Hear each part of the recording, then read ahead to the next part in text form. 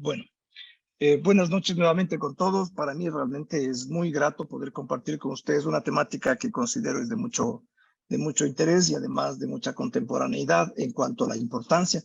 No porque el tema sea nuevo realmente, sino porque ha tomado fuerza luego de muchas circunstancias históricas y de crecimiento empresarial, comercial y sobre todo de crisis que ha venido a través de la pandemia, que es de conocimiento de todos.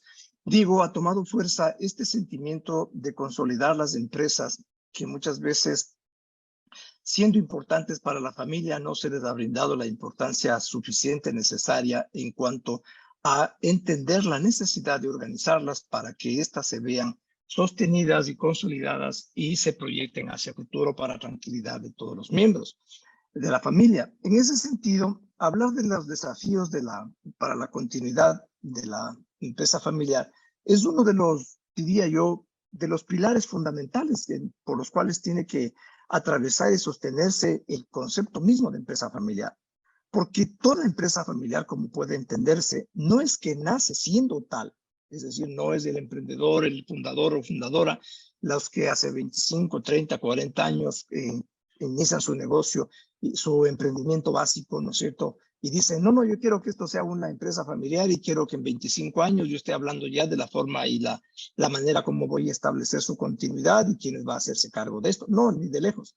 Hace 25, 30 años esto era un emprendimiento pequeño que seguramente servía y tenía la finalidad y objetivo fundamental de mantener a la familia, de pagar los gastos y quién sabe mañana sustentar todas las necesidades básicas que puede generarse a nivel familiar.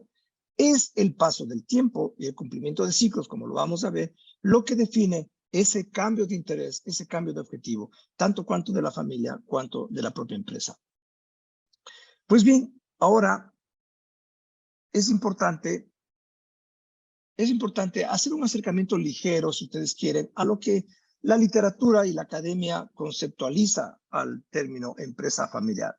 Y como ustedes ven en esta diapositiva, conjugan un poco de elementos, de objetivos, a través de los cuales se puede identificar a una empresa familiar, como son los elementos consanguíneos, la unión de capital, la existencia de la administración y manejo en manos estrictamente de la familia, ¿no es cierto? El control que ejercen sobre la misma, los cambios que pueden infringirla la misma, tanto en la administración cuanto en crecimiento, la definición de entrega o no de dividendos, de crecimiento futuro, de establecimiento de solvencia económico-financiera para hacer nuevos emprendimientos, la forma como tiene que relacionarse con la nueva familia, hacia el futuro, las nuevas generaciones, etc. Esto contempla este concepto. Pues bien, a raíz de la experiencia, un poco el concepto que yo les he mencionado es un poco largo, si bien es cierto más complejo y más completo, como los 40 y tantos conceptos que se han emitido o definiciones para ser más exacto. Sin embargo, yo he querido en base a mi experiencia consolidar lo que yo creo que es una empresa familiar de manera capsular, si ustedes quieren. ¿Y cómo es que la defino? Yo la defino precisamente como aquella empresa donde existe una coincidencia entre el objetivo de continuidad e intereses ético-emocionales de una familia y los intereses económicos de una empresa. Esa coincidencia, ¿verdad?, hace o genera el bridge, el puente, el hilo conductor de lo que es para mañana una empresa de interés familiar. Ahora bien, ustedes me dirán, pues todas las empresas familiares privadas pueden ser consideradas como tales. ¿Qué pasa con aquellas que ya crecen tanto que efectivamente pasan a ser cotizadas en bolsa? Y aquí en el país, en Ecuador, tenemos básicamente algunas de esta naturaleza. Estas empresas, de acuerdo con la experiencia y el reconocimiento que se hace de estas, se define o se acepta, mejor dicho, que aquellas empresas que cotizan en bolsa, basta que un 25% del derecho de voto pertenezca a una familia para ser considerada también como empresa familiar pública, en el sentido de que cotizan en bolsa. Y obviamente las circunstancias de control, de organización, de manejo de la empresa familiar tiene que verse reflejados única y exclusivamente sobre ese porcentaje, porque no puede decidirse sobre el restante, por obvias razones. Luego, es importantísimo para adentrarnos de a poco dentro de la organización de carácter deductivo que he dado a esta charla, yendo de lo general a lo particular, es importante, digo, que cada uno de los miembros de la familia se hagan una pregunta o varias preguntas para poder entender exactamente cuál es su posición en la familia, quién es en la familia, qué quiere ser en la familia y cómo se ve luego en la familia. Y para esto hay unas 3 preguntas, si se quiere, clave, que es básica para entender esto, ¿no? Que son, ¿cuál es mi relación en la empresa familiar? ¿Qué hago en la empresa? ¿Y qué expectativas tengo de la empresa familiar? Entendiéndose, obviamente, que quien se formula estas preguntas es un miembro de la familia. Y para ser considerado miembro de la familia, ustedes me dirán, bueno, ¿quién puede ser? Estrictamente, en este caso, tienen que ser miembros consanguíneos de la familia o, por ejemplo, casos muy puntuales, pero sí existen, hijos adoptivos, que si bien es cierto, no son consanguíneos, pero son adoptados y ejercen los mismos derechos y obligaciones que cualquier hijo de familia. Ellos son quienes se formulan este tipo de preguntas. Ok, ya soy una persona, un miembro de la familia que he crecido, que me siento con derechos y obligaciones. Entonces, ¿cuál es mi relación en la empresa? ¿No? O sea, ¿qué cargo tengo? ¿Qué expectativas tengo de crecimiento futuro, de incorporarme a ella o no? De tener la factibilidad de un crecimiento incluso económico sustentado en eso para un futuro propio, llámese familiar, un nuevo matrimonio o lo que fuere. Ahora bien, si es que yo me incorporo a la familia, ¿qué hago en ella? Perdón, si me incorporo a la empresa, ¿qué hago en la empresa? ¿Cómo es que surge mi derecho para incorporarme a ella? ¿Simplemente por tener el apellido? Ahí veremos cómo la respuesta de pronto es lamentablemente positiva. Y digo lamentablemente porque en las empresas familiares, como ustedes sabrán y habrán visto ya con muchísima solvencia, se cree que basta con tener el apellido, basta con ser hija, hijo, nieto, nieta, ya se tiene ganado el ingreso. Error, como lo vamos a ver con muchísimo más detalle a continuación. Y luego viene una tercera pregunta, ¿qué expectativas tengo de la empresa familiar?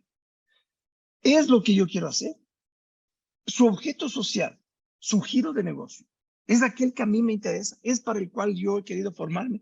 Tengo una característica de personalidad que va acorde con esta expectativa, sí o no. Si es una empresa que fabrica calzado y a mí me gusta el arte, ¿qué hago yo en una empresa así? O yo soy deportista, ¿qué hago en una empresa de calzado, de cuero? ¿Verdad? Ese tipo de preguntas nos van delineando. Obviamente delinearon desde hace mucho tiempo el que se dé una atención importantísima a lo que es la empresa familiar y a cómo tiene que ser tratada. Solo para una referencia histórica, se habla de que es precisamente en la Universidad de Harvard, ¿no? Un primer artículo apareció en el año 76 respecto de esto, ¿no? ¿Y quién era el que lo organizó? Digamos, lo escribió, era Peter Davis, que como van a ver más luego, era o se le considera uno de los mentores, de los ideólogos de lo que es el estudio de la empresa familiar como un ente vivo, como un ente diferenciado vivo, que no es precisamente una clase de compañía. Eso debe quedar claro. Porque de acuerdo con la legislación ecuatoriana, por ejemplo, tenemos varios tipos de compañías, entiéndase. Sociedad anónima, responsabilidad limitada, sociedad de acciones simplificada, las SAS, hay de carácter civil, hay de comandita por acciones, etc. Cualquiera de ellas, sin importar su clase, puede ser una empresa familiar. ¿De acuerdo? Entonces, la empresa familiar no es una clase de compañías, sino es de una especial naturaleza. Eso es muy importante. Casos como los que estoy citando acá, simplemente por indicar, Ferrovial, Planeta, Interés, Mercadona, Barceló, de los hoteles Barceló, tienen muchísimos años en el mercado. En el caso de Ecuador, por ejemplo, se cumple también solamente a modo de ejemplo con casos como la empresa Hidalgo, la empresa importadora Vega, mi comisariato, Tecniseguros, Fibeca, que ahora, bueno, Fibeca ya no está en una empresa familiar, Supermaxi y otras, ¿no es cierto? Solo para que ustedes tengan una orientación. Bien, ¿cuál es la importancia de la empresa familiar en el país?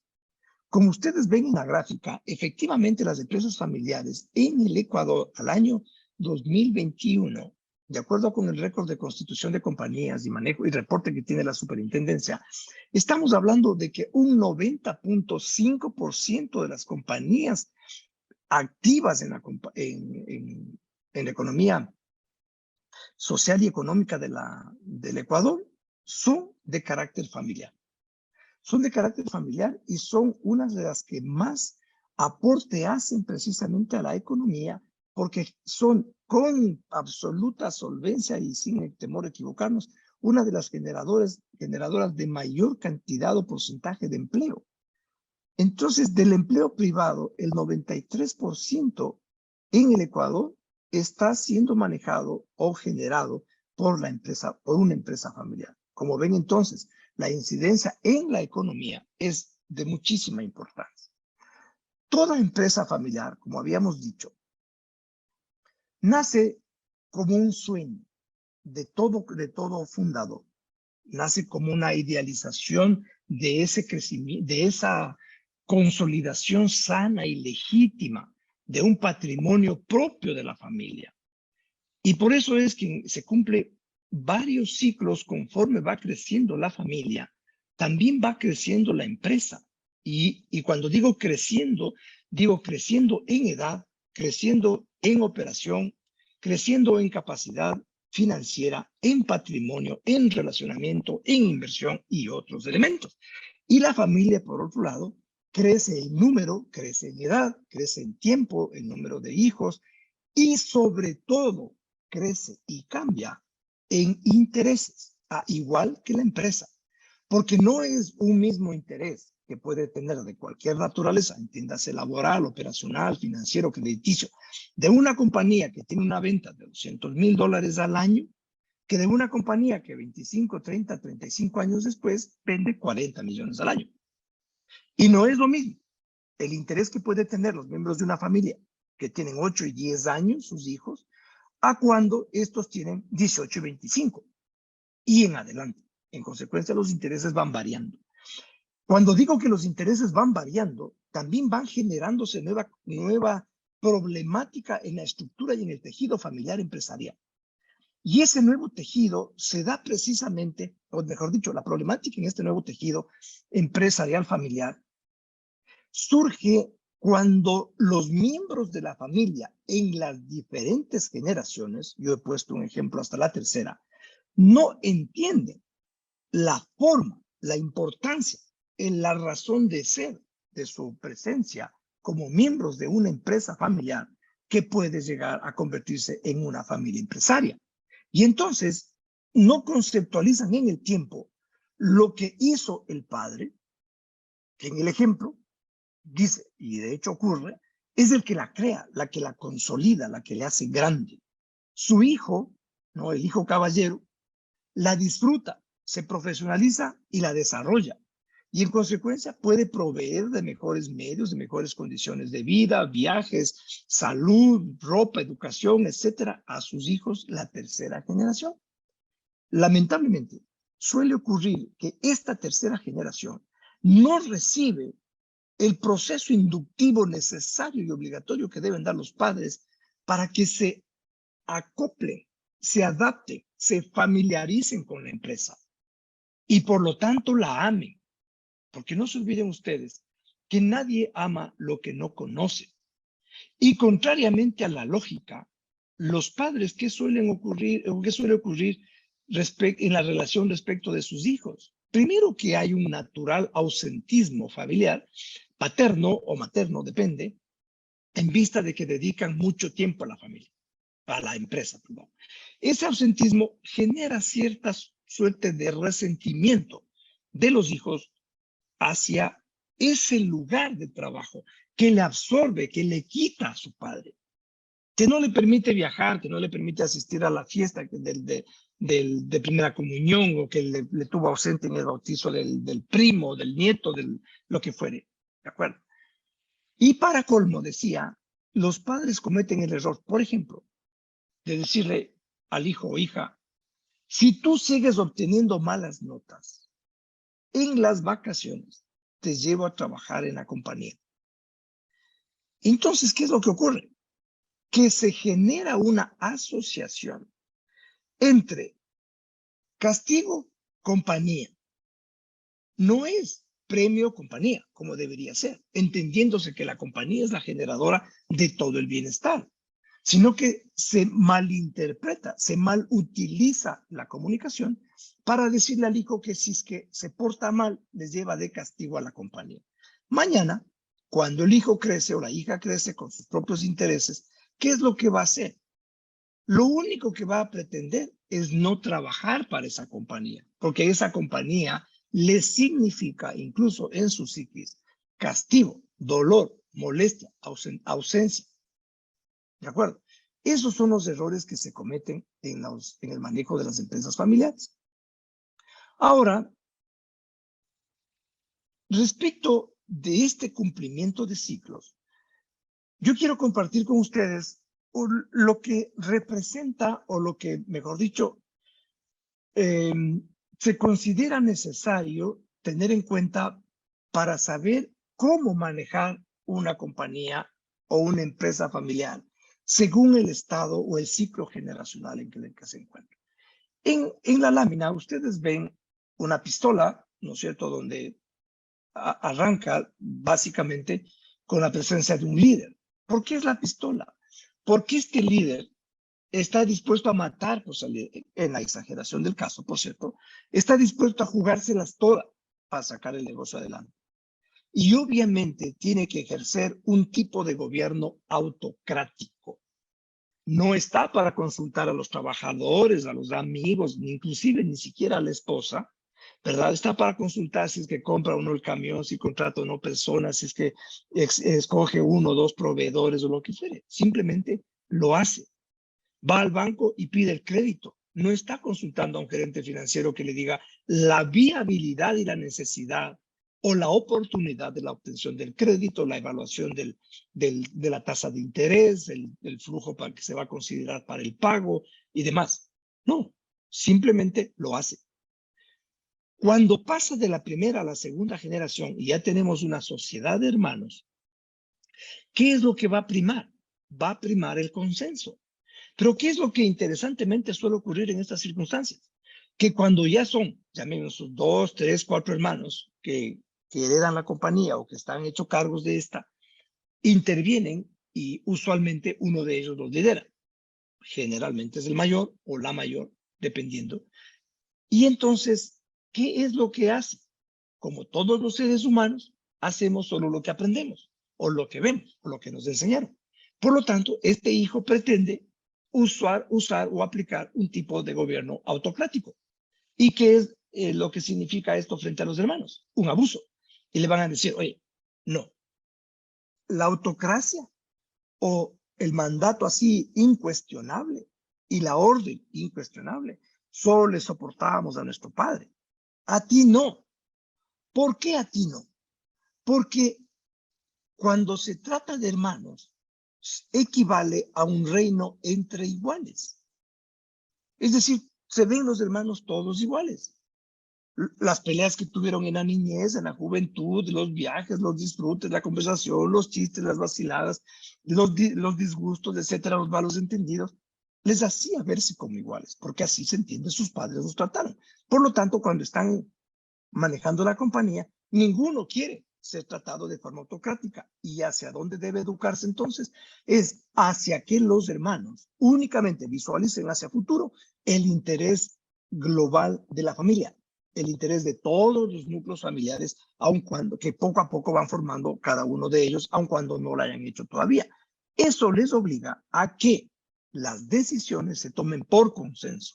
Es decir, el hijo o la hija que cuestiona una decisión se limita simplemente a cuestionarla. Y dice, yo cuestiono por esto, por esto, por esto, y no estoy de acuerdo con eso. Sin embargo, si la mayoría ha decidido que sí, me uno. ¿Por qué? Porque es el bien general. ¿Qué pasa cuando pasamos a la siguiente generación? Es decir, estamos hablando de la tercera, donde son los primos. En ese caso, ya debe primar necesariamente, con los primos prima, la democracia. ¿Por qué?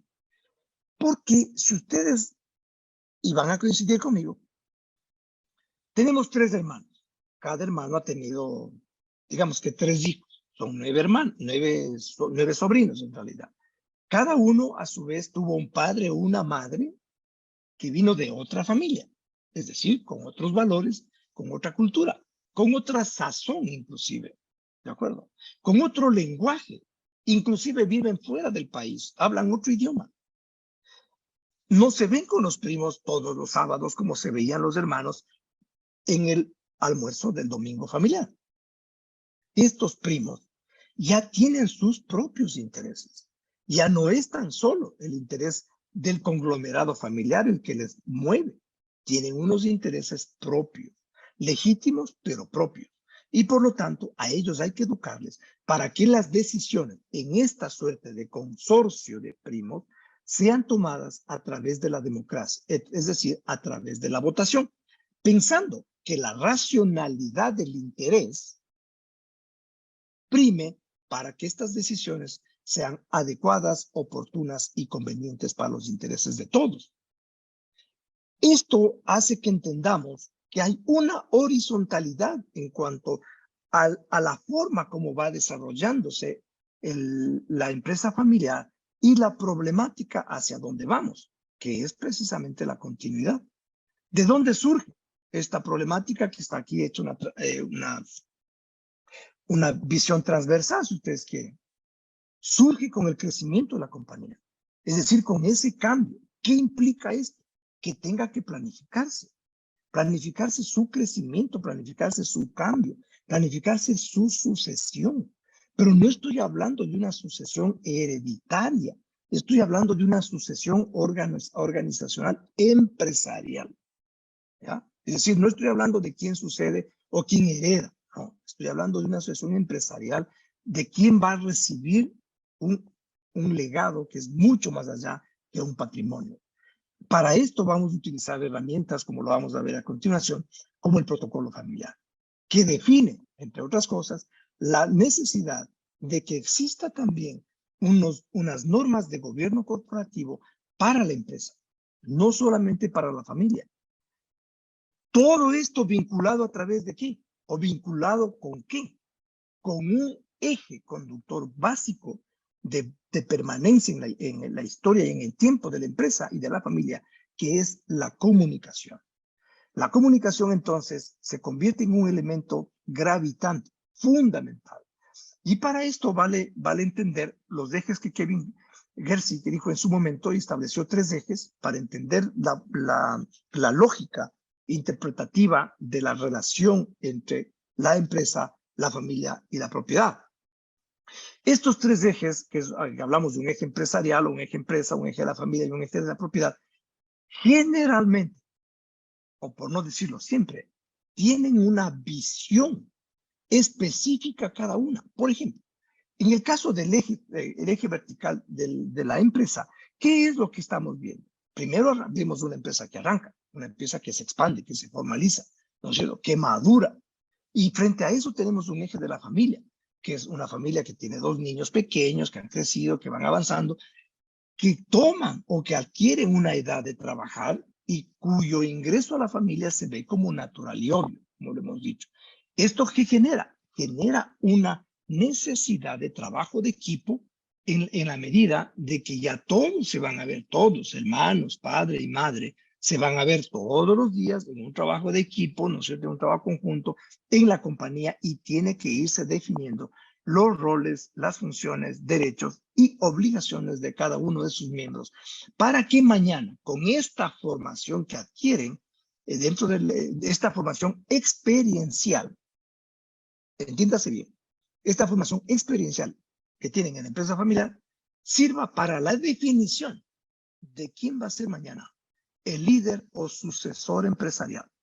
Porque no puede, bajo ningún punto de vista, erradamente mantenerse una filosofía, como han hecho muchas empresas familiares, de pensar siempre que el hijo primero o la hija primero, que es la que primero se vincula, tiene necesariamente que ser quien lidere.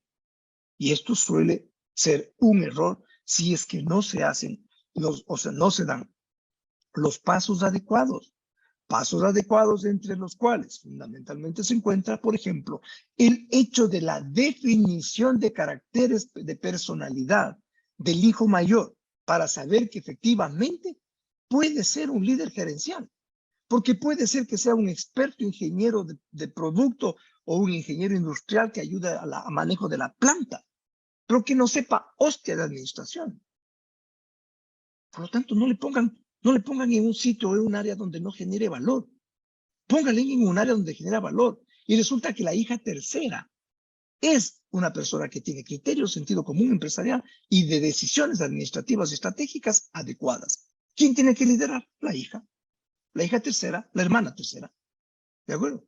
Y hay que crear una cultura de aceptación y de complementariedad para que se reconozca que dentro de la familia, mejor dicho, dentro de la familia y en la empresa, ¿verdad?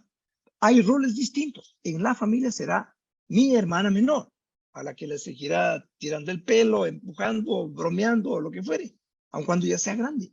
Pero en la empresa sí la debo reconocer, aceptar y respetar como una líder a nivel de gerencia. Y eso es importantísimo. Ese nivel de cultura es fundamental. El tercer eje, que es el de la propiedad, como hemos dicho ya, arranca con el origen del fundador, que tiene un gobierno autocrático, que es absolutamente controlador, todólogo, que es el que entra desde barriendo la oficina hasta poniendo las tazas para el café, haciendo los informes, comprando, vendiendo, contratando, despidiendo. Luego viene la sociedad de hermanos, hemos hablado, y el consorcio de primos. Estos tres ejes luego van a verse vistos reflejados en una gráfica que Davis precisamente hasta hoy nos ha ayudado a mantener, ¿verdad? Y que es precisamente esto. Subsistemas. Y Davis los tradujo en tres y gráficamente los definió así. Estos tres subsistemas están compuestos por uno, que es de la propiedad, que representa a una y contiene a todos los miembros de la familia que tienen propiedad en la empresa, en condición de accionistas, de socios, de la naturaleza que fuere. Un segundo es la familia, es decir, todos aquellos miembros de la familia que son parte de la compañía. Y la empresa, en cambio, es este tercer subsistema, entendiéndose a la empresa como empleadora, es decir, donde trabajan los miembros de la familia. Tenemos entonces la propiedad, que refleja las acciones, o participaciones, lo que fuera, según el tipo de compañía, insisto. La familia, que son los miembros de la familia, que pueden ser o no accionistas, pero que son miembros de la familia. Y la empresa como empleadora, que recibe a miembros de la familia que pueden ser no propietarios, o miembros de la familia que a su vez trabajan para la compañía, son accionistas y obviamente miembros de la familia. Estos tres subsistemas, en su momento de compenetración, como ustedes ven en la gráfica, generan a su vez una suerte de diferentes roles que pueden cumplir. Y la academia, y la práctica, mejor dicho, ha definido que son 7 roles los que existen, ¿no? Los que se generan. Unos que son propietarios, pero no, y que siendo miembros de la familia no trabajan para la compañía, otros que son propietarios, son miembros de la familia, trabajan para la compañía, otros que son solo directores, otros que son terceros, que solo son miembros de la familia, pero no accionistas, etc. Son 7 roles. ¿Qué pasa con estos 7 roles? Obviamente hacen que cada rol tenga un interés distinto. Y la existencia de un interés distinto hace también que cada uno tenga la necesidad de proactivamente, legítimamente, según su interés, reclamar un propio espacio. Y les voy a dar un ejemplo rapidísimo. Ustedes van a coincidir conmigo y se darán cuenta fácilmente que un hijo, pensemos que son 3 hijos, 2 varones y una mujer. El hijo mayor y la hija tercera trabajan para la compañía. También son accionistas. ¿De acuerdo? El hijo del medio no trabaja para la compañía, trabaja en otra compañía. ¿Ya? Es casado, tiene propiedad, pero no trabaja. Si es que el gerente general, que es el hermano mayor, o la tercera, que es la gerente general de la compañía, el hermano mayor, que es gerente de planta, y el hermano del medio no trabaja. Los 2 hermanos que sí trabajan para la empresa, que definen anualmente los presupuestos, que hacen y aplican el plan estratégico empresarial de crecimiento de la compañía, que hacen la valoración, ¿no es cierto? Que hacen la valoración del crecimiento a través de establecer los flujos que necesitarán para crecer en planta, equipo, número de personal, adquisición, mayor inventario, relacionamiento con el banco, nuevos créditos en nacionales o extranjeros, o lo que fuere, tienen una visión de la compañía. Y dicen, por ejemplo, mira, próximo año vamos a tener aproximadamente $1 millón de utilidad y tendríamos que, por decisión de la Junta, reinvertir. Porque vamos a comprar una nueva planta, vamos a comprar nuevos equipos, vamos a importar no sé, una maquinaria de Alemania, por ejemplo, lo que fuere. Y no va a haber reparto de utilidades. ¿Cuál creen ustedes que es la posición del hermano que no trabaja para la compañía? Él va a decir, no, él tiene otro interés. Dice, no, yo quiero dividendos. Y peor todavía, si es que su esposa le dice, oye, tus dos hermanos sí trabajan para la compañía, tu hermana tiene carro, chofer, tu otro hermano también, viajan, que se van a ferias, que a Alemania, que a China, y tú, nada. Que es un problema que se da siempre. El tercero puede ser un elemento multiplicador positivo o negativo. Entendido ese tercero por esposo o esposa de un miembro de la familia. En consecuencia, en ese sentido, ¿qué es lo que va a pasar? Los intereses varían y hay que entender esos roles. Si es que no se han hecho la organización adecuada, la continuidad como una consecuencia necesaria de la compañía sufre una afectación importante, porque los conflictos van a surgir precisamente porque estos intereses no están alineados a los intereses de la empresa y los intereses de la familia en su conjunto. Y por lo tanto, hay que saberlos administrar y manejar. En la gráfica, efectivamente, ustedes ven que hay una suerte de relación, ¿no es cierto?, de horizontal, de cómo los miembros de una familia van acentuándose a través del padre, fundador, etcétera, y quieren que conforme va creciendo hacia la izquierda la familia, pues esta siga extendiéndose también en la compañía. Pero para solamente conocimiento de ustedes, un conocimiento rápido, la sucesión no es un problema que, digamos, nuevo ni que no se lo enfrente todo el tiempo, no se lo conozca. Todas las empresas familiares lo conocen y lo conocen por la gravedad, porque precisamente de todas las empresas familiares consolidadas o no, tan solo un 30% pasa a la segunda generación. Yo he puesto optimistamente que un 15%, según un último estudio, pasa a la tercera y con seguridad no llegan, yo digo, entre el 3 y el 4% que pasa a la cuarta generación. ¿Por qué? Porque no se ha planificado la continuidad. Y nada que se planifique no existe. Y lamentablemente eso ocurre en las familias. ¿Por qué? Porque no se entiende precisamente cuál es la naturaleza, cuál es el componente emocional que rige en la empresa familiar.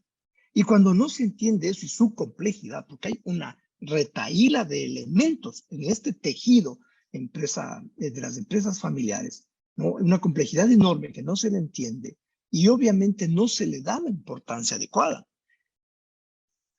Uno de los elementos claves para que la empresa familiar perdure, ¿verdad?, es precisamente el aceptar que la estructura familiar tiene necesariamente que las soluciones tienen que ser acopladas precisamente a las situaciones complejas de la familia, ¿ya? Y las soluciones que se encuentren a los problemas de la familia necesariamente afectan a la estructura empresarial, porque las decisiones del uno tienen un costo para la otra. Y eso entonces es importantísimo que se entienda bien. ¿Por qué? Porque la familia y la empresa, como reiteradamente lo he dicho, tienen un proceso de crecimiento y hacia atrás van dejando precisamente una estela de historia.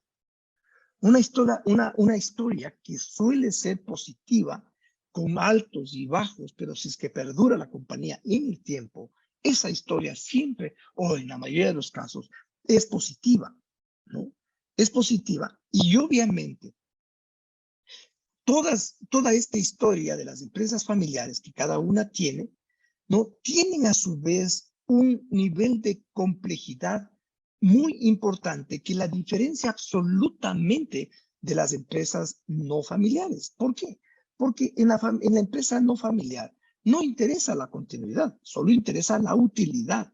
No interesa la problemática familiar que pueda estar compartiendo, viviendo, sufriendo un miembro de la familia. No, a la empresa mercantil pura no le interesa eso, solo le interesa dividendos, ¿de acuerdo?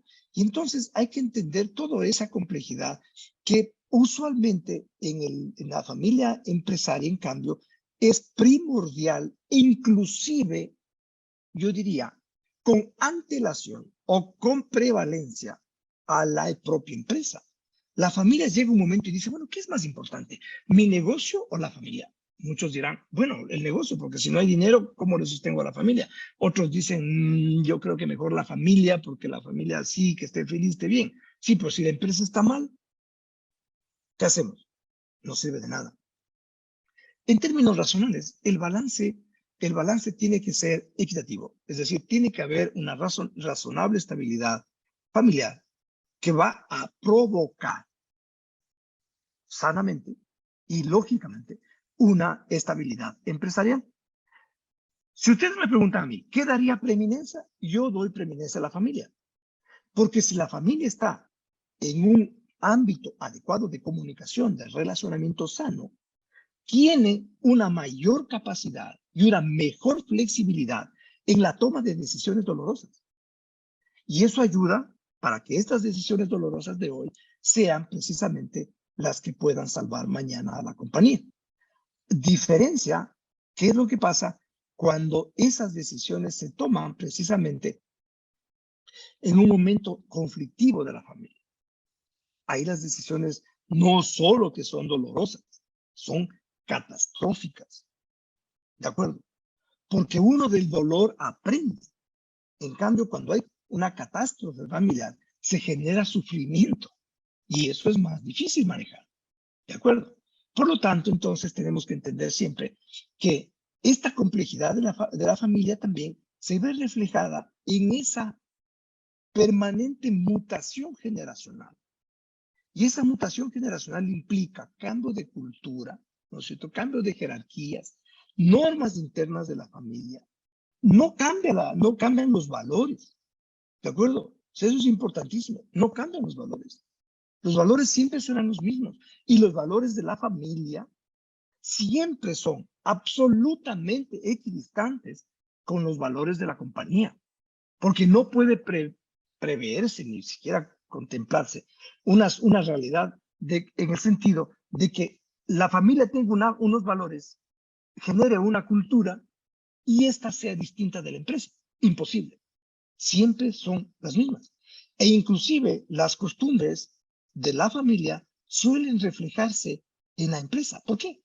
Porque si, por ejemplo, la familia es muy devota de la Virgen del Quinche y le gusta en noviembre irse caminando hacia el santuario, por ejemplo, o visitar el santuario, puede ser, yo conozco un caso, ¿no?, que dan un día libre a ciertos miembros a ciertos trabajadores de la empresa para que visiten el santuario. Inclusive hay una suerte, no diría premio, pero sí de estímulo. La única condición es que se tomen una fotografía con el periódico del día, ¿de acuerdo?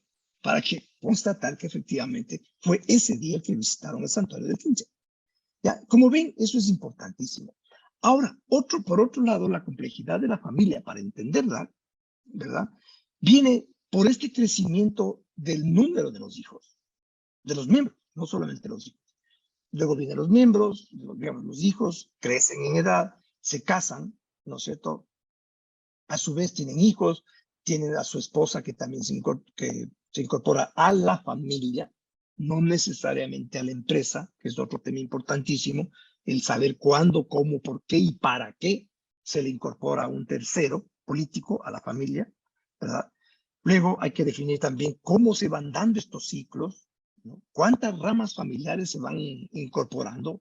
Porque no es que se casa el hijo con la chica X, ¿no es cierto?, y nada más. No, se casa a su vez con una hija de otra familia, donde hay otra relación. y que pueden haber otros intereses de carácter empresarial que inclusive generan vinculación comercial con la empresa de la familia.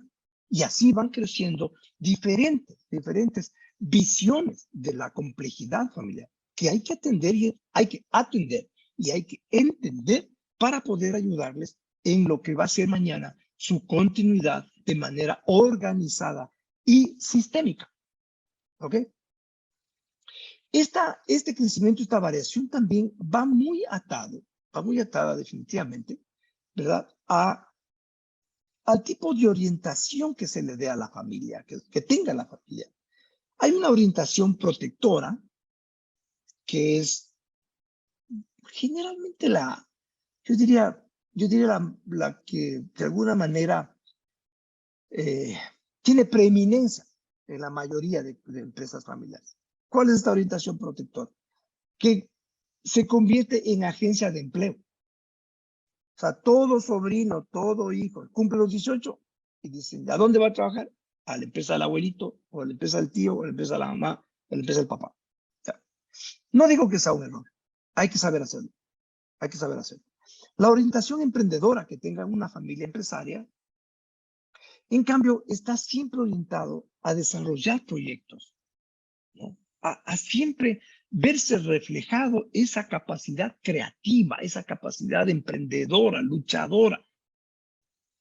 Digo, reflejada en una figura de liderazgo del promotor, liderazgo del abuelo, liderazgo del tío, liderazgo del papá o de la mamá. No quiero sonar en ese sentido machista, simplemente estoy haciendo más una conceptualización general. Es decir, cuando hablo de líder, hablo de padre o madre, ¿verdad? ¿Y cuál es el tipo de orientación que tiene la familia o que puede tener? Es la financiera, donde obviamente, si es que no se le da la rentabilidad, no se busca el negocio que genere liquidez adecuados, obviamente la compañía va a fracasar. Como ven entonces, este tipo de orientación de la familia hacen que los intereses de cada uno de los miembros varíen, cambien, se entremezclen y obviamente generen mayores conflictos también. ¿Qué hay que hacer entonces? Entenderlo que sin importar el campo en el cual se haya desarrollado la compañía, empezando por temas aquí como señala, artesanales, a pasar a complejidad mucho mayor, manejo de tecnología, etcétera, van cambiando y creciendo hacia arriba. Y de lo que era vendedor del barrio, vendedor de la ciudad, vendedor y proveedor en el país, el crecimiento tiene ya una proyección internacional. Y obviamente la proyección internacional, ¿qué implica? La importación y la exportación de servicios o productos y sobre todo también la posibilidad de apertura de capital. Es decir, yo ya puedo recibir capital de fuera. ¿Por qué? Porque soy una compañía que tiene las condiciones, las capacidades y las competencias de organización adecuadas que le permite aspirar a que venga un inversionista del exterior a comprarlo. Ahí, obviamente, entre otras cosas, van a abonar de una manera positiva la existencia de ciertos requisitos, ciertos elementos, como, por ejemplo, las normas de buen gobierno corporativo. Eso ayuda muchísimo para que una empresa sea vista como factible de comprar, como apetecible desde el exterior por parte de las empresas. Volviendo al tema de la complejidad, estos elementos de crecimiento, de variación, de inclusión de nuevos socios, etcétera, ¿no?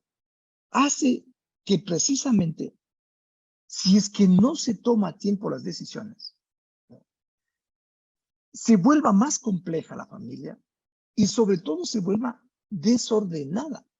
¿Por qué? Porque los intereses van también mutando y las decisiones van mutando según los intereses del momento. Y cuando se toman decisiones para simplemente apagar fuegos sin una planificación adecuada, hacen que esta complejidad se vea reflejada en un absoluto desorden, caos que mañana va a tener dos tipos de víctimas, la familia y la propia compañía. ¿De acuerdo? Porque obviamente van creciendo, van internacionalizándose y todo, pero si no se lo hace a tiempo y no se lo hace de manera organizada, los efectos o la consecuencia de las decisiones que se vayan tomando sin planificación van a ser desastrosas y creo que por la formación que ustedes tienen tendrán muchísima más experiencia y conocimiento y entendimiento de este tipo de fraccionamiento que se genera en una empresa cuando su estructura, su componente de carácter administrativo, financiero, contable, no es el adecuado, porque las decisiones se toman sin las debidas, o mejor dicho, sin que existan reglas y sin que haya las debidas condiciones para la aplicación de estas. Y como no las hay, no se aplica. Y eso es fatal. Obviamente, las consecuencias de lo que yo les estoy hablando va a variar dependiendo del tamaño de la compañía, pero lo mismo le da a una empresa pequeña, perder 200,000 en el año, que a una grande 2 millones. El efecto es exactamente el mismo, porque la estructura podrá variar en tamaño, pero el efecto dañino es el mismo. ¿Qué hace o qué provoca esto? Precisamente la necesidad de entender que la estructura de la empresa tiene que ir acompañada, ¿no?, de instrumentos que la soporten para ayudarla en el orden. ¿Qué implica eso? La institucionalización, ¿no es cierto? El saber entender claramente que la empresa no es caja chica de la familia, que hay una diferencia, que debe haber un orden, que internamente tiene que definirse las prácticas de gestión, dependiendo las áreas, que tiene que fluir la comunicación asertiva, lo que implica orden, implica de oportunidad, respeto, un lenguaje adecuado, una comunicación activa, como una escucha activa, como lo vamos a ver, para que esto a su vez termine en un proceso sano, adecuado, ordenado de sucesión. Esos son los instrumentos básicos que tiene que haber. Porque si no, ¿cómo vamos a ver precisamente el desarrollo de la compañía dentro de su estructura si no tenemos esto? Elementos de, como hemos dicho, institucionalización, diferenciación entre lo que significa la propiedad y lo que significa la familia, las prácticas de gestión, como ya lo he mencionado, la comunicación y la asociación. La comunicación, vamos a un poco explayarnos más luego, y igualmente con la asociación en lo que se refiere a entender qué es el protocolo familiar y cómo este se rige o se aplica a través del Consejo de Familia como un órgano familiar decisional. Este proceso de institucionalización precisamente radica en admitir que tanto en la compañía cuanto en la familia tiene que crearse no quisiera decir suerte, sino más bien tiene que crearse unos órganos internos, no solo de gestión, sino también de gobierno y de decisión. Y esto es lo que representa el Consejo Familiar para la familia, y esto es lo que representa el directorio para la empresa, ¿verdad? Entonces, esto es la institucionalización en cuanto a la generación de estos órganos necesarios de conocer, porque van a ayudar precisamente a que se tomen decisiones adecuadas dentro de la compañía para que haya el reconocimiento de la existencia del gobierno de la empresa. Llámese junta general de accionistas, llámese directorio, presidente, gerente general, gerentes de área, etcétera. Esos espacios son importantísimos para que precisamente se definan cómo y cuándo pueden actuar estos y bajo qué normas deben actuar. ¿De acuerdo? Y entonces, si es que tenemos que hablar necesariamente de una institucionalización, la creación del Consejo de Familia, y como lo señala la lámina, no es que le desplaza, no es que le quita fuerza, no es que le anula al líder. Simplemente la existencia del Consejo de Familia le releva de la responsabilidad de las decisiones, porque ya es un cuerpo colegiado familiar el que las toma, en función de los intereses de la familia y de sus miembros, en una relación absolutamente directa con los intereses de la empresa. ¿Y qué es lo que va a hacer el directorio? ¿No? Y hablo del directorio en la normativa ecuatoriana porque en otras latitudes se le conoce como Consejo de Administración. En cambio, el directorio le releva, si quieren así, verlo así, al líder en lo que es la responsabilidad absoluta de la toma de decisiones y de la ejecución de las decisiones. Porque ya va a ser un consejo o un directorio conformado por miembros de la familia o terceros, como lo vamos a ver luego, los que vayan tomando las decisiones. Y esta capacidad, ¿no es cierto?, organizativa de institucionalización en la práctica de la gestión, en el ejercicio mismo operativo de la gestión, ¿qué es lo que genera? Genera eso que suele ser el cuello de botella en todas las compañías, la información. ¿Por qué surgen tantos problemas en la empresa, en la familia, entre el padre, los hijos y sobre todo entre los hermanos o entre los primos? Porque o no hay información, o se la oculta, o se la envía incompleta, o se la envía mal. Cuando ya existen todas estas prácticas de gestión organizadas, sistematizadas, profesionalmente elaboradas y sobre todo controladas, este flujo informativo se vuelve un elemento de cercanía, no de lejanía, porque ya todo el mundo acepta que nadie le está ocultando nada. Porque uno de los mayores miedos que tienen los miembros de la familia es saber que el hermano que está gerenciando, o el primo, o la prima, hermano, lo que fuere, le esconde información o no le quiere proveer de información y toma las decisiones arbitrariamente. Gira los cheques, sobregira en la cuenta, compra maquinaria, se compra un vehículo para ella, le contrata a la hija, le contrata al hijo, le pone el sueldo que quiere, niega el ingreso del sobrino o de la sobrina, o le pone a trabajar en áreas que no le corresponden, o le quita y le resta facultades, o le quita y le resta responsabilidades, o lo que suele ser peor, le pone en un puesto donde no aporta valor y sobre todo le minimiza la gestión profesional del sobrino, de la sobrina o nieta, o lo que fuere dentro de esa línea, ¿verdad? Menoscabando su actuación. Y eso es peligrosísimo. Por eso entonces, todos estos elementos de la práctica de gestión también tiene que ir acompañado de un elemento clave para la continuidad de la compañía. Y es que precisamente las empresas, la empresa familiar, cuando van definiendo y acercándose a su momento de ya hacer un cambio generacional directivo, tienen que saber a quién lo van a nombrar y cuándo. Y para esto generarse necesariamente elementos, primero, objetivos, en lo posible externos. ¿De qué? De valoración de la profesionalidad del miembro de la familia evaluado. ¿De acuerdo?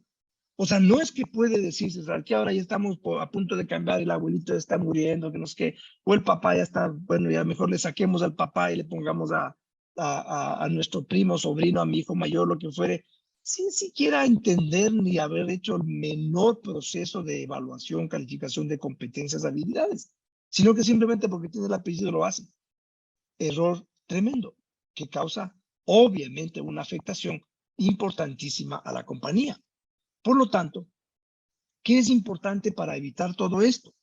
Es que al momento de tomar decisiones, se acuda, se aplique, se respete y se reconozca a este elemento clave de la relación familiar que se llama comunicación. La comunicación se convierte en el talón de Aquiles de la empresa familiar, lamentablemente. ¿Por qué?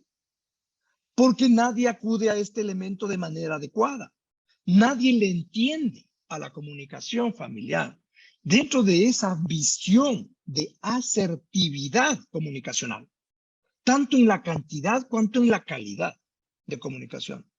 No se lo entiende. Y si no se lo entiende, no se lo acepta. Y si no se lo entiende y no se lo acepta, ¿qué pasa? No se lo aplica. ¿De acuerdo? Entonces, como ven, la comunicación se convierte en un elemento fundamental. Y vamos a ver por qué. Porque genera conflicto la carencia de esta. Muchos dicen, es que nosotros le odiamos al conflicto. No quisiéramos que exista conflicto. Y yo les pregunto a ustedes, ¿es sano que no exista conflicto? ¿Es sano que en una pareja no haya conflicto? Aunque sea mínimo, chiquito, grande, mediano, sin trompones, pero digamos que así nomás. ¿Es sano? No, no es sano. Porque si en una pareja no hay ningún tipo de discrepancia, es porque uno u otro no está encajado en la relación, ¿verdad? O a uno u otro no le interesa la relación. Entonces, cuando está mal encajado, puede ser que se trate, por ejemplo, de una relación tortuosa, tóxica, donde el uno dice o la una le dice, calle, el otro se calla, fin, no hay conflicto. ¿No es cierto? O aparentemente no hay conflicto, hay una bomba de tiempo ahí. O la otra es que al menor conflicto, ella o él le dé la razón para todo, para evitar el conflicto. Porque para el conflicto se entiende que debe existir dos.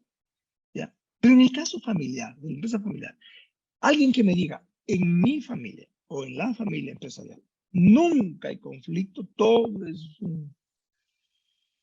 una playa del Caribe, primero que es falso, o sea, mejor, no quiero usar el tema falsedad, primero que es inexacto, irreal, debe existir conflicto. Es importante que exista conflicto, porque cuando hay conflicto en la empresa familiar, significa que hay interés.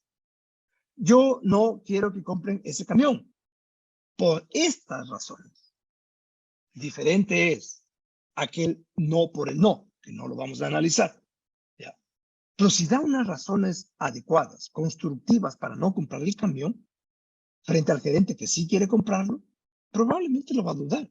Y si es que hay un consejo de familia, aunque es un tema muy operativo, que no debería entrar el consejo de familia en ese sentido, pero digamos que el directorio sí lo va a revisar y va a decir, bueno, analicemos las razones. Y ese conflicto probablemente hace que se compre otra marca de camión. ¿De acuerdo?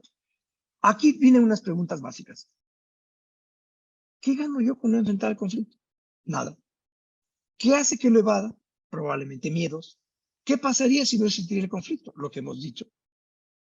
No tendríamos de qué discutir, no sabríamos cómo crecer, no sabríamos qué cambiar. ¿Cuáles pueden ser unas causas probables para que exista conflicto? Comunicación, falta de coordinación familiar y, sobre todo, en muchos casos, la todología.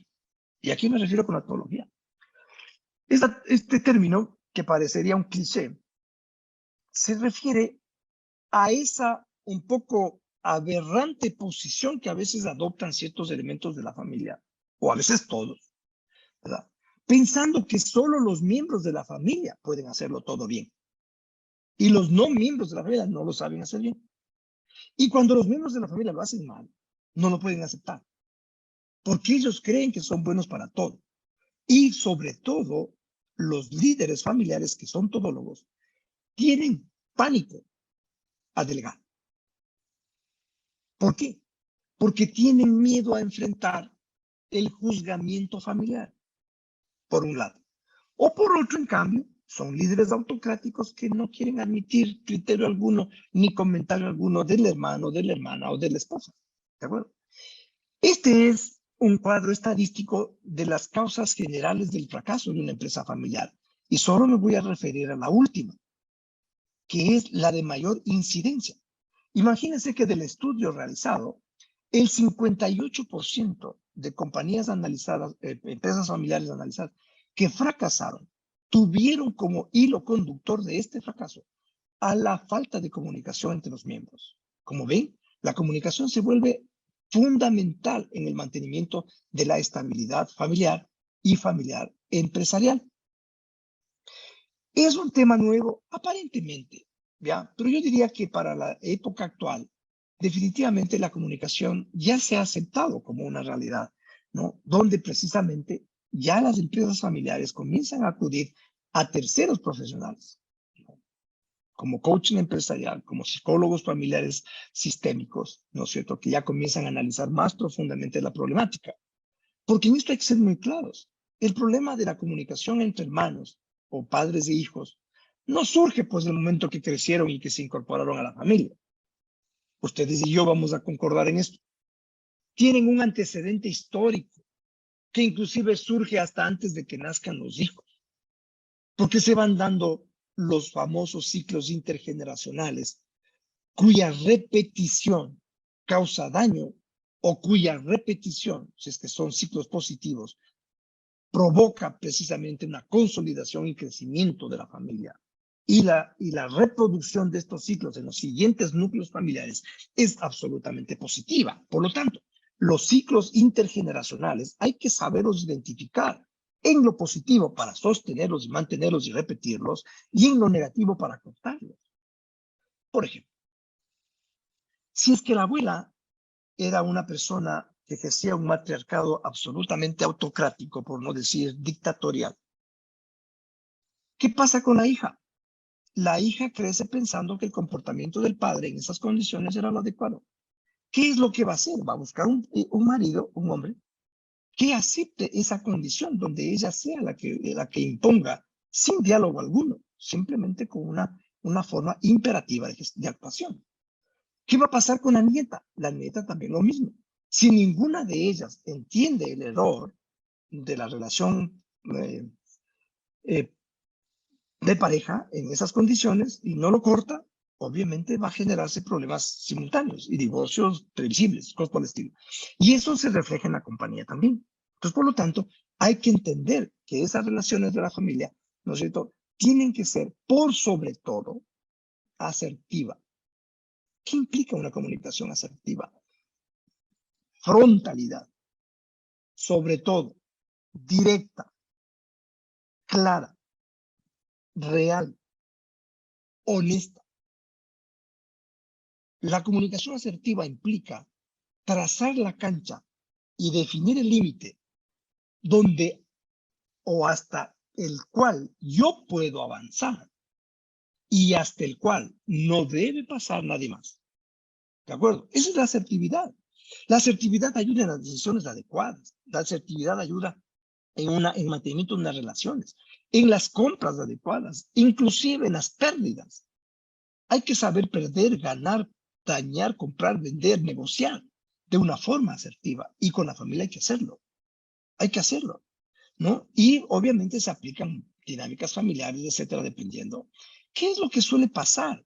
Suele pasar precisamente que dentro de esta afectación a la comunicación no se reconozca que tiene que aprender tanto las generaciones anteriores cuanto las nuevas a utilizar un lenguaje que les permita, aceptando y reconociendo las diferencias generacionales, comunicarse. Y eso tienen que aceptar los jóvenes, los menos jóvenes y los viejos, de que necesariamente hay diferencias generacionales, e inclusive de intereses, de posturas, de educación, de gustos. Y eso tiene que hacerse, partiendo inclusive con un detalle sencillísimo, por ejemplo, ¿no? Y es que la comunicación suele verse afectada y comienza a vérsele con odio a la compañía. Cuando los padres o los tíos, generalmente los padres, comienzan a hablar todo el tiempo del negocio y la compañía en la casa. Están en la cena, hablan del negocio. Están en el sábado jugando no sé, viendo televisión, hablan del negocio. Están con los hijos en la cena, en el almuerzo un domingo, hablan del negocio. Todos los hijos obviamente rompen la comunicación. Porque dice, oye, ¿para qué sigo hablando si ustedes hablan solo siempre de lo mismo? Ni siquiera me dejan hablar a mí de lo que pasa. Y concluye este problema con esta frase última que dice, sí, se le pregunta al hijo, oye, ¿y tú hablas con tus padres? Porque la madre dice, no, nosotros sí oímos siempre. Entonces, claro, sí, se oye, pero no se escucha. Y hay una diferencia enorme, gravitante, entre oír y escuchar. Porque oír es el ejercicio de un sentido. ¿Okay? Uno de los sentidos es oír, pero eso no es escuchar. He ahí entonces la importancia de ejercer una escucha activa. Y la escucha activa parte del principio básico del respeto. Del respeto. Si yo le hablo a mi hijo o a mi hija, hablo del negocio, hablo de lo que fuere, y esta no me escucha, me está faltando el respeto. Si ella o él viene a hablar conmigo y yo no le escucho, pero le estoy oyendo, no sé, le oigo, pero no le escucho. Y si mi hijo me dice, repíteme lo que te dije, y no tengo la más pálida idea de lo que me estaba diciendo, va a romper, va a fraccionar, va a lastimar la relación familiar. Y eso ocurre siempre. Y si luego esa falta de comunicación se traduce o se la lleva hacia la empresa, ya ustedes ven los efectos. No hay diálogo. Es un diálogo entre sordos, ¿no es cierto? Y esa comunicación es importantísima y fundamental cuando el abuelo, la abuela, los padres hablan a los hijos respecto de lo que representa la compañía y lo que se van a hacer cargo ellos, no en cuanto exclusivamente a la carga patrimonial de la transferencia. Es decir, yo le voy a transferir la planta, los carros, las haciendas, los sembríos, lo que fuera. No, no, no. Esta comunicación tiene necesariamente también que incluir el saberles decir que se está transfiriendo una riqueza socioemocional.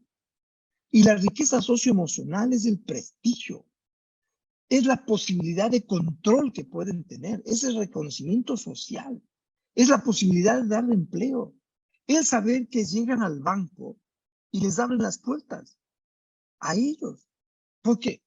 Porque son hijos de la familia. No, no, no, no, no. Porque tienen el apellido. No, no, ni de lejos.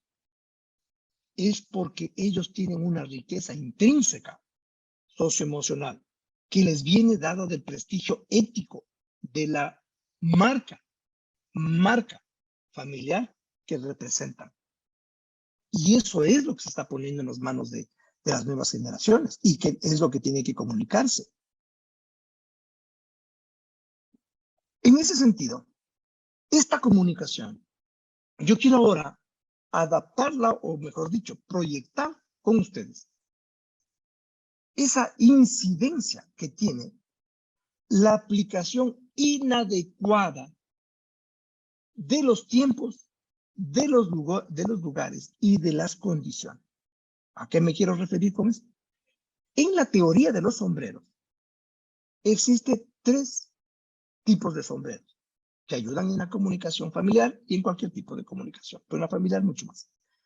El sombrero amarillo, que se lo ponen los miembros de la familia cuando están ejerciendo su condición de accionistas.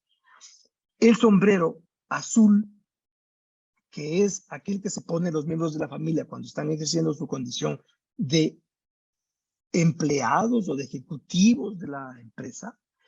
Y el sombrero rojo, que es aquel que se ponen los miembros de la familia cuando están hablando de temas familiares en la casa del papá el domingo en el almuerzo familiar, por ejemplo, o compartiendo un partido de fútbol con sus hijos, donde los hermanos están viéndoles jugar y conversan de temas de sus hijos.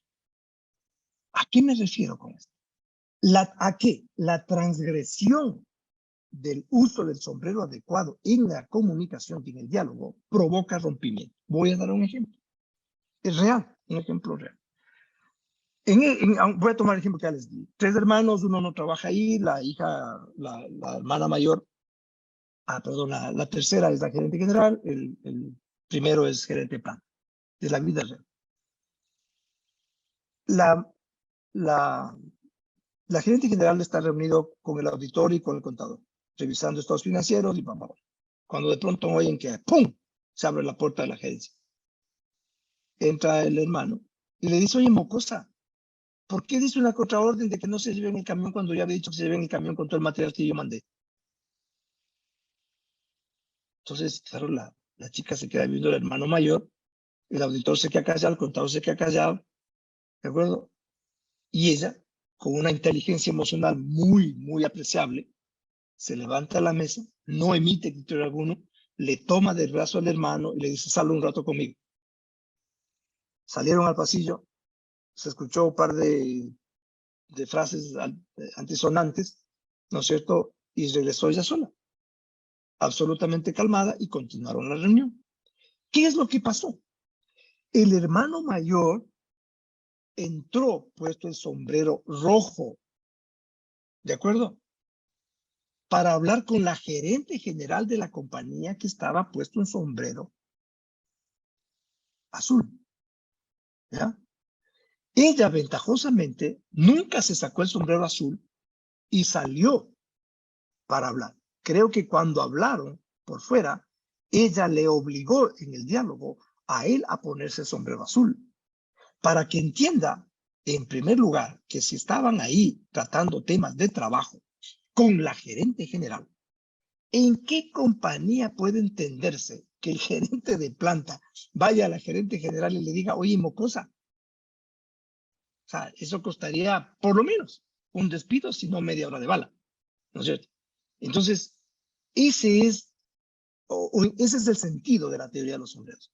Es saber identificar el momento, la condición y el lugar en la que hablan.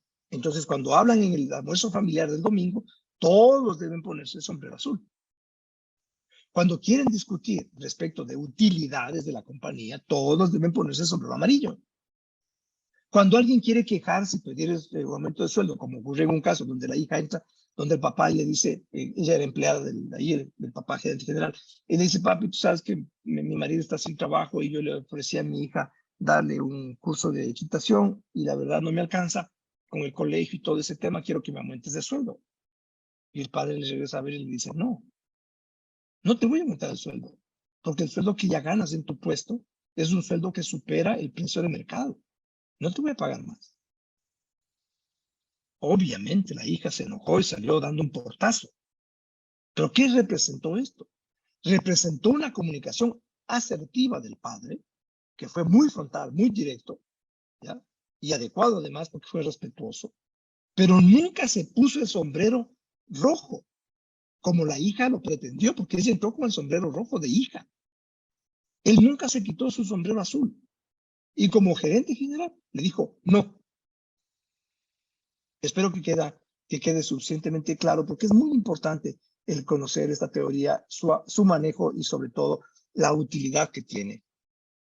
Continuando con el tema de la importancia de la comunicación, dentro de esto, ¿verdad? Voy a ser reiterativo, de que si bien es cierto la comunicación es una derivación del lenguaje, uno tiene que ser en esto muy, muy claro, en el sentido de aceptar que la comunicación implica un elemento cognitivo y un elemento connotativo que puede dañar a la comunicación. Rápidamente un ejemplo. Si es que yo voy en una reunión y menciono lo que a mí me gustan las manzanas y cuántas manzanas me comería de tiro porque me gustan, y veo que una señora se sonroja, se da la vuelta y se va del grupo que estábamos hablando. ¿Está loco este señor? Querrá ir al baño. ¿Qué pasaría? Pero resulta que mi expresión respecto de las manzanas era tan solo cognitivo. O sea, sí, manzana. ¿Qué es manzana? Manzana, una fruta. Para la señora tuvo un efecto connotativo, porque hace 15 años su hijo murió atragantado con un trozo de manzana. Por lo tanto, ella las manzanas les asocia con dolor. Como ven, eso de la comunicación con la diferenciación del efecto cognitivo o connotativo tiene que también estar apegado a este elemento fundamental de la comunicación de la relación humana, que es la empatía. Saber ponerse en los zapatos de otro para entender precisamente qué es y cómo puede afectar. Aquí me quiero referir exclusivamente a, dentro del proceso comunicacional, lo importante que es saber comunicar algo a los demás. Y la comunicación, no se olviden que es de doble vía. ¿Por qué? Porque una comunicación adecuada genera confianza. Y no hay nada más valioso para un ser humano que saber que puede confiar en alguien o saber que hay alguien que puede confiar en él. ¿De acuerdo? Y por lo tanto, eso de una u otra manera siempre va a favorecer a que cualquier divergencia que exista en la familia y que pueda afectar a la empresa a través de una adecuada comunicación frontal, sin manejar para nada el mito de la unidad familiar. ¿Por qué? Porque las familias muchas veces, aplicando este mito, o mejor dicho, reverenciando al mito de la unidad familiar, saben, conocen, lo viven, sufren por un conflicto que está ahí tras bastidores o bajo la alfombra. Y no lo sacan a la luz y no lo quieren analizar y no lo quieren resolver. ¿Por qué? Por miedo. Por miedo a romper, aparentemente, el mito familiar, digamos, la unidad familiar. ¿Y qué es lo que pasa con el silencio? El silencio daña más que más que la palabra. Definitivamente, el silencio daña, incrementa el problema, porque da lugar a que todos asuman desde su propia visión la realidad de cómo lo está viendo el otro. O para hacer mejor el trabalenguas, asumen diferencialmente desde su visión la forma como está viendo la realidad del otro. Y ahí podríamos extendernos también hablando respecto a la teoría del espejo, ¿verdad? Que la comunicación precisamente en este aspecto tiene una carga importantísima respecto de el fenómeno o el fenómeno espejo, el fenómeno espejo, el efecto espejo, mejor dicho. ¿Qué representa esto? Que yo estoy viendo en los demás las carencias, los sentimientos, los miedos, una retahíla de cosas, de condiciones o categorías, que yo las estoy viviendo o que yo mismo no las puedo practicar o no las puedo aplicar o no las puedo superar. ¿Y eso qué provoca? Miedo. Y el miedo hace que mi comunicación se dañe. Si es que se daña la comunicación, obviamente, para llegado el momento de la sucesión, va a haber una afectación tremenda, porque nadie ha hablado respecto de su propio interés, de cómo yo quiero llegar a ser el líder, o cómo yo quiero que mi hija sea el líder, o cómo mi sobrina quería y no lo habló. ¿Por qué? Por miedo. Por miedo sobre todo, por resentimientos, por malos entendidos, inclusive por egoísmos. Y por egoísmos que nacen por ser legítimamente humanos. Ni siquiera dentro de un proceso volitivo, sino simplemente humano, de que hay un miembro de la familia que tiene 3 hijos y los 3 hijos son profesionales y todos estudiados en el exterior con 2 idiomas, 3 idiomas, y hay otros miembros de la familia cuyos hijos, unos ni se graduaron y otros ni fueron a la universidad y otros se fueron a la universidad pero nunca acabaron, y etcétera. Eso genera, lastimosamente genera, yo no diría un resentimiento, pero sí un sentimiento de verse diferente al otro. Y eso también genera daño. Por lo tanto, en este proceso de sucesión que entendemos, y debe entenderse no como un evento que simplemente se da por el paso del tiempo, tiene que también aceptarse y preverse que cuando ya ha pasado el líder de su etapa de crecimiento y transformación de guerrero a sabio, y que es un proceso que va a cumplir siguiente hijo y etcétera. Cuando este proceso se ha cumplido, ya hay que preparar el camino con debida antelación para la sucesión. Y hay que crear o hay que formar a los probables sucesores para que mañana ellos sean los que compitan, y escúchenme bien, los que compitan sanamente para llegar al lugar del sucesor, ¿no? ¿Y cómo se hace eso? Precisamente a través del protocolo familiar. ¿Qué implica el protocolo familiar entonces? Es el establecimiento de un procedimiento voluntario, éticamente exigible, ya van a ver por qué digo éticamente exigible, ¿no? Aceptado por todos los miembros de la familia, en donde hay ciertamente un desarrollo completo de su texto y una firma de este por parte de todos, sin obligación legal, porque no está, al menos en la legislación ecuatoriana, no así como en la española, no está, digo, o no tiene un imperio legal, una exigibilidad legal.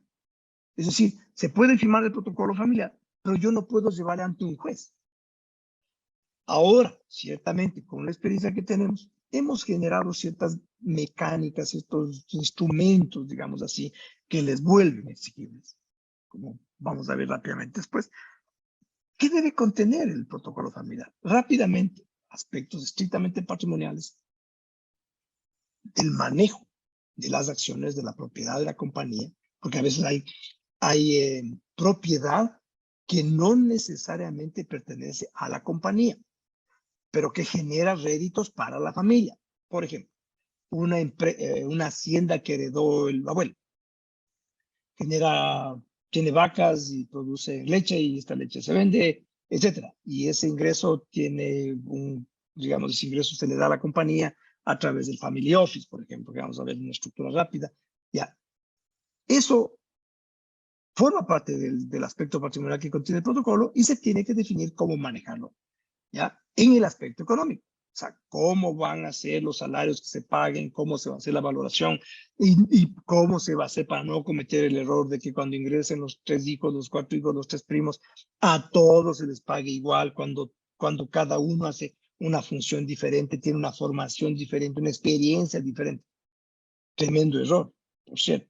Entonces, aquí en el protocolo se define la forma como se va a valorar al desempeño de cada uno, ¿verdad? Cuándo van a entrar, cuándo no pueden entrar a la compañía y, sobre todo, cuándo, habiendo entrado a trabajar en la compañía, tienen que salir. ¿De acuerdo? Que es durísimo, pero real.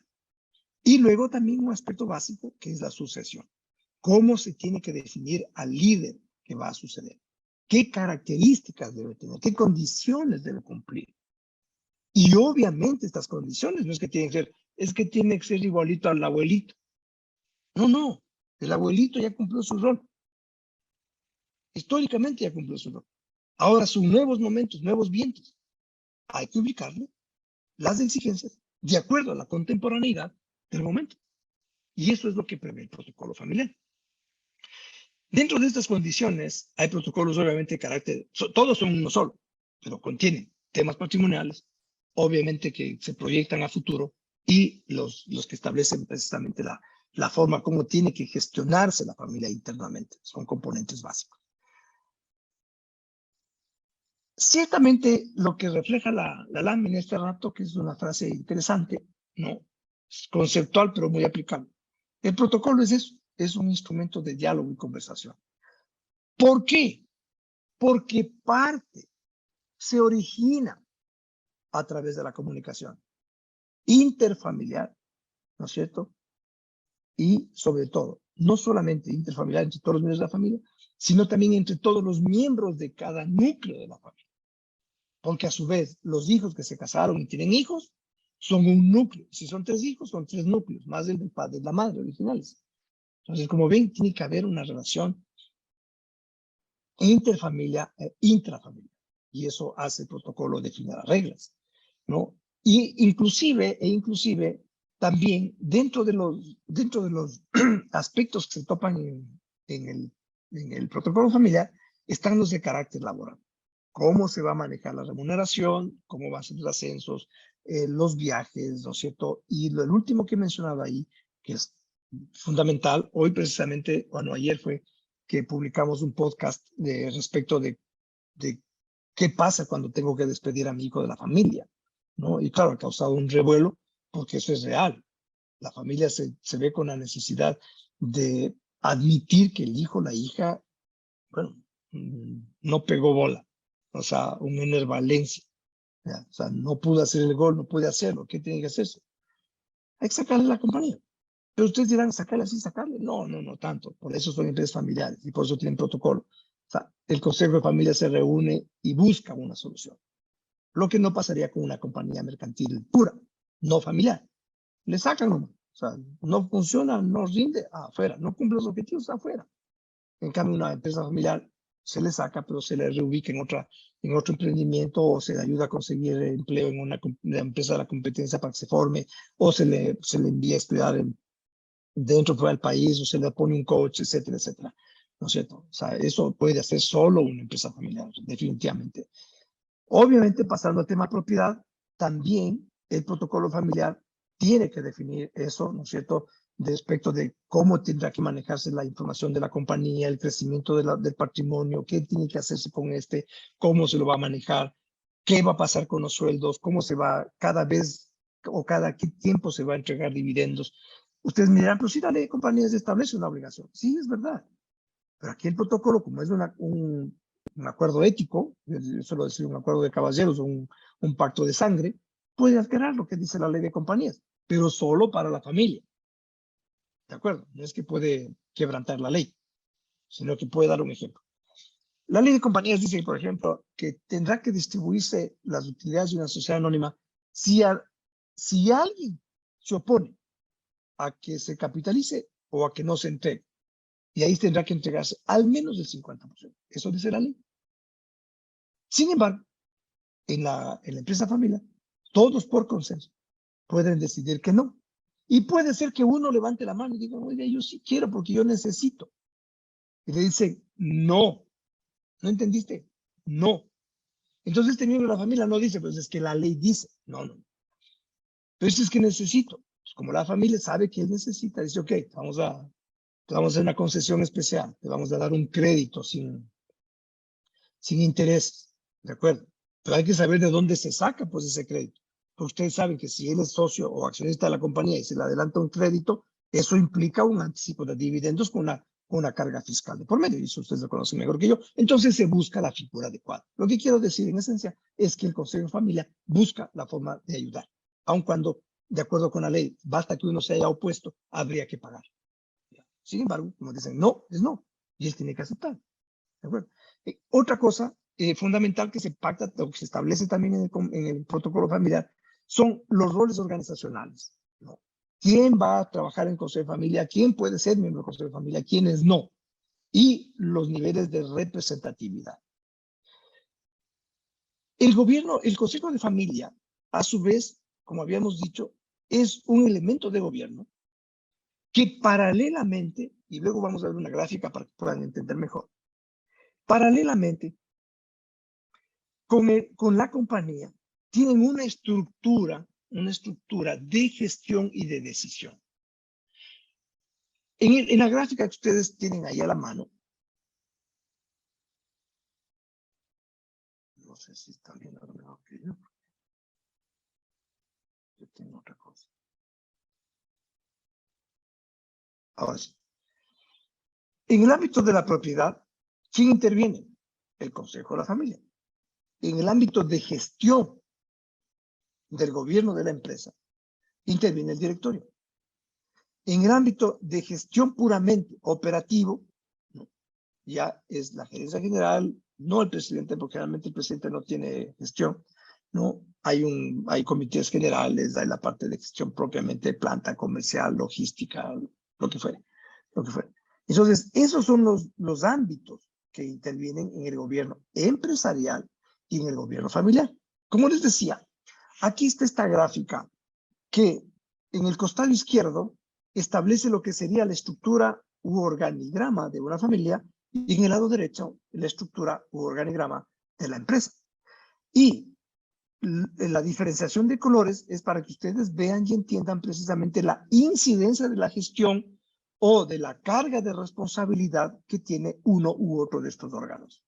En el caso de la asamblea familiar de la familia, está sin color porque en muchos casos la asamblea familiar no cumple el rol de decisión o de, mejor dicho, de recepción de problemas o conflictos o de hechos, de emprendimientos o planteamientos para decidirlos. No, la asamblea de la familia o familiar suele darse una vez por año, 2 veces por año, depende de lo que la familia quiera, donde invita a todos.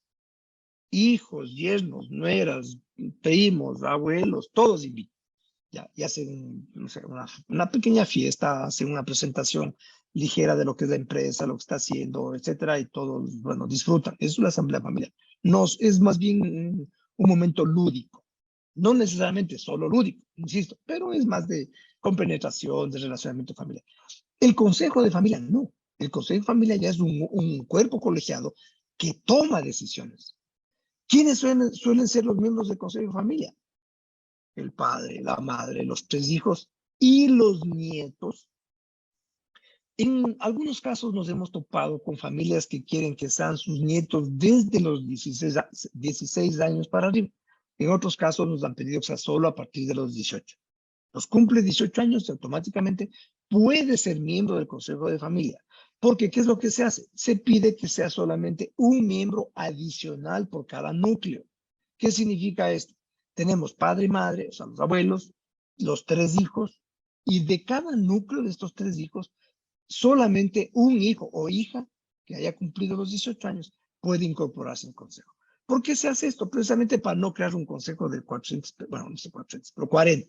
¿Ya? Hay otros que dicen, somos familia pequeña, tenemos un hijo, dos, lo que fuere, son 5 más que se incorporan al consejo. Bueno, se incorporan al consejo. ¿Ya? Y este consejo de familia, a su vez, siguiendo la línea hacia abajo, ¿no es cierto?, del organigrama familiar, está alineado con un comité junior, con un family office, con una fundación familiar, donde son precisamente centros de gestión. ¿No? ¿Por qué son centros de gestión? Mientras el Consejo de Familia es un centro de poder, en cambio, estos son centros de gestión. El comité junior generalmente en ciertas familias se los crea y están conformados por las nuevas generaciones, que se reúnen los primos, incluso es un ámbito más bien hasta relacional y fraterno, donde se reúnen los jóvenes, ya de cierta edad para arriba, y proponen o generan ciertos proyectos de inversión, ciertos emprendimientos, se asocian entre ellos, etcétera, y proponen al Consejo de Familia. El Consejo Familiar analiza, resuelve y apoya económicamente o sugiere una organización especial de este emprendimiento o sugiere esperar o sugiere cambiar o lo que fuera. El Family Office, en cambio, generalmente está compuesto por los activos o excedentes que pueda tener una empresa familiar y aquellos activos, como habíamos dicho el caso de la hacienda, ¿no es cierto? El ganado, la leche, los flujos que vienen de ahí, pueden usarse ahí. También se hacen inversiones, se compran acciones de otras compañías, etcétera, que forman parte del patrimonio y del haber de la empresa familiar o de la familia en realidad. Y por el otro lado, que es una estructura muy conocida por ustedes, ¿no es cierto? Está la junta de accionistas, el directorio, falta ahí el presidente, el gerente general y los gerentes de áreas. Igualmente, en este caso están de color azul, lo que son centros de poder, ¿verdad? Y los otros grises, que son centros estrictamente de gestión. ¿Qué es el Consejo de Familia? Para ir un poco más en detalle, porque sí es interesante que ustedes conozcan esto. El Consejo de Familia, como hemos dicho, es un órgano colegiado que precisamente sirve para receptar toda la problemática familiar. Y cuando digo problemática, no me estoy refiriendo necesariamente a que sea un problema, porque pueden haber, qué sé yo, planteamientos de estímulos, de premios, de viajes, de generar fondos de salud, fondos para, no sé, para ayuda a terceros, lo que sea. Todo eso maneja, controla el Consejo Familiar y toma la decisión. ¿Para qué toma la decisión? Para que la aplique el directorio en la compañía o el Family Office, dependiendo de dónde sea o cuál sea el origen de los flujos que se va a destinar a la solución del problema o como quieran hacerlo.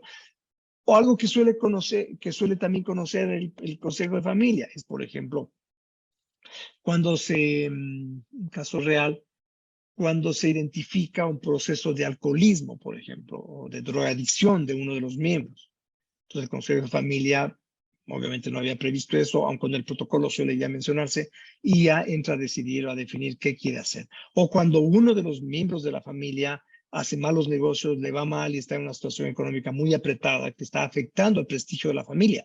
Entonces el Consejo de Familia entra a resolver. El Consejo Familiar entra a resolver, a ver qué puede hacer, porque tiene que cuidar muchísimo la marca. Totalmente, tiene que cuidar la marca, porque esa riqueza socioemocional que estábamos hablando se sustenta y se vuelve un poco el escudo, si ustedes quieren, o el trofeo, mejor dicho, el legado que el Consejo de Familia cuida, ¿no? Ese prestigio ético, el Consejo Familiar o Consejo de Familia dice, no, eso tenemos que sobre todas por cualquier forma, protegerlo. Y también el Consejo de Familia es importantísimo porque como participan ahí los jóvenes, se convierte en una suerte de escuela. Una escuela donde los jóvenes entran a ver cómo se organiza un Consejo de Familia, cómo hay un orden del día, cómo hay un acta, ¿no? Un acta del Consejo donde se toman las decisiones, donde se firma y donde todo el mundo asume obligaciones. Inclusive es muy importante porque se da pautas de procedimiento parlamentario, ¿no? Que los hijos entran a aprender de cómo tiene que manejarse incluso la votación, cómo tiene que hacerse los sorteos, las designaciones, etcétera. Es importantísimo, es una escuela realmente el Consejo de Familia, ¿no? ¿Y qué es lo que hace precisamente? El Consejo de Familia está pendiente de que los miembros de familia, los miembros jóvenes, entiendan y asuman su condición de empresarios y futuros dueños de la empresa, futuros responsables del manejo del legado familiar. Que el legado familiar, como hemos dicho, no solo es de carácter patrimonial o material, es un legado que va más allá, es una marca a cuidar, es el reloj del abuelito que va pasando de generación en generación, ¿no? Eso es lo importante que tiene que hacer el Consejo de Familia y busca por sobre todo, ¿no? Por sobre todo, estimula, y eso es interesantísimo en las familias empresarias, ¿no? Estimulan el emprendedurismo, ¿verdad? Es decir, que los hijos sean emprendedores, no importa la rama de donde quieran hacerlo. Quieren que sean emprendedores, que sean generadores de empresas, de negocios, de empleo, y les ayudan. Ojalá, y enhorabuena, que lo hagan en líneas relacionadas con la compañía, como también ponen trabas o ponen prohibiciones. Si es que un miembro de la familia, llámese hermano o uno de sus hijos, por ejemplo, quiere ponerse un negocio que sea directa competencia del negocio familiar, ¿ya? O, por ejemplo, el Consejo de Familia suele decidir cómo mandar a sus hijos o a sus nietos o a sus sobrinos a trabajar fuera del país o dentro del país en compañías de la competencia. Porque el Consejo de Familia delega a uno de sus miembros para que hable con la empresa que es su competencia para hacer una suerte de pasantías. Entonces va un hijo de la familia 1 y viene una hija de la familia 2 e intercambian. ¿Para qué? Para que todos crezcan en conocimiento y en experiencia y sobre todo un elemento importantísimo en tutoría, ¿no? Porque se establecen tutorías a través de las cuales no necesariamente el padre o el abuelo es el que le protege a la hija o le enseña, no, sino que se le pone a un tercero que es el responsable del área, por ejemplo, el área contable, ya le ponen al contador o contadora para que le enseñe a la hija o el hijo, ¿de acuerdo? Y el directorio, en cambio, es un órgano colegiado mucho más formal, pero estrictamente dentro del ámbito societario, encargado y responsable de de aplicar las decisiones del Consejo de Familia, ¿ya? Y que tiene que estar de una forma muy proactiva apoyándole a la gerencia general. ¿Dónde está la importancia del directorio? En su composición. Muchas veces y lamentablemente en las familias empresarias suele darse que la Junta General de Accionistas son el padre y los 3 hijos, el Consejo de Familia es la padre, la madre y los 3 hijos, el directorio es el padre y los 3 hijos, la Junta General de Accionistas, el padre y los 3 hijos.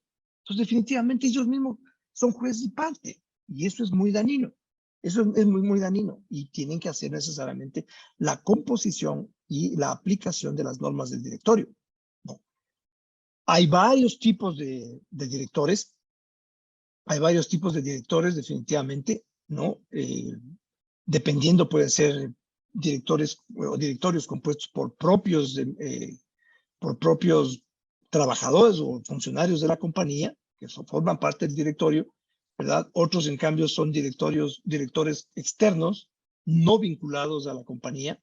Otros son directores externos vinculados a la compañía, de alguna manera.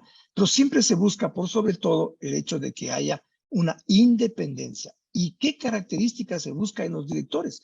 Por sobre todo, que sean profesionales de reconocimiento público, público en la medida de que se pueda saber que tienen un buen prestigio, a lo que me refiero, y adicionalmente a eso, que sean estrategas. Es decir, no necesariamente especialistas, porque si a veces se contrata un especialista financiero, solo tiene una visión financiera. Entonces no puede apoyar desde otra visión que no sea la que domina. Y eso es dañino en un directorio. Entonces tiene que ser un directorio open mind, ¿no es cierto? Y ya no solamente de mente abierta, sino de mente activamente abierta. ¿De acuerdo? Es decir, que adicional a tener la mente abierta sea activo, que provoque el cambio, que ayude en el cambio. ¿Ya? Y eso es muy difícil de encontrar, pero se puede hacer, ¿no? Obviamente. Luego, en cuanto a la sucesión, creo que me salté una. Sí. Luego, respecto de la sucesión y el trabajo que hacen, digamos, la relación que existe entre la estructura familiar a través del Consejo de Familia, de cómo tiene que buscarse la sucesión, El Consejo de Familia está consciente de las condiciones que tienen que primar entre sus miembros para mantener, provocar y sostener la continuidad exitosa de la empresa. Y eso, sobre todo, ¿qué tienen que hacer? Tienen que necesariamente, dentro de la asociación, generarse o provocarse una suerte de foda permanente en la familia, ¿no es cierto? Pero se hace un FODA, es interesante este proceso porque muchas veces se hace un FODA por cada núcleo familiar para luego, de alguna manera, consolidarlo y generar un FODA familiar. Y ese es el que va a sustentar, en cambio, el proceso de planificación estratégico familiar, que a su vez tiene que estar absolutamente alineado con el proceso o la planeación estratégica empresarial. Porque no puede ser que la empresa planifique una cosa a 10 años y el consejo de familia o la familia planifique a 10 años otra cosa distinta. El rato que no hay una ligazón, si ustedes quieren, una vinculación, un paralelismo lógico entre los dos sistemas de planificación, entre el estratégico y el familiar y el estratégico empresarial, obviamente todo el mundo está hablando un idioma diferente, ¿de acuerdo?